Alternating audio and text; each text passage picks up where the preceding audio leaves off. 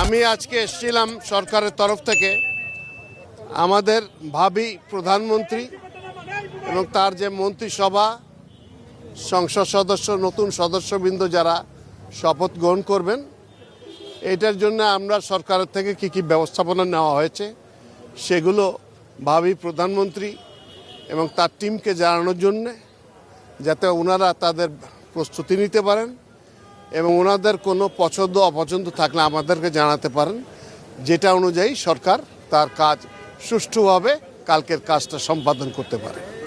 এইটুকুই ছিল আমার কর্তব্য। ওনাদের কোনো পছন্দ অপছন্দের বিষয় জানিয়েছেন? আছে, ওনারা জানিয়েছেন, যেগুলো খুঁটিনাটি জানিয়েছেন সেগুলো আমরা অ্যাডজাস্ট করে নিয়েছি, কেমনে কিভাবে করব সমস্ত কিছু ইত্যাদি। শপথ কক্ষে শপথ হবে শুধুমাত্র সংসদ সদস্য মহোদয়দের, আর মন্ত্রিসভার শপথটা বাইরে হবে।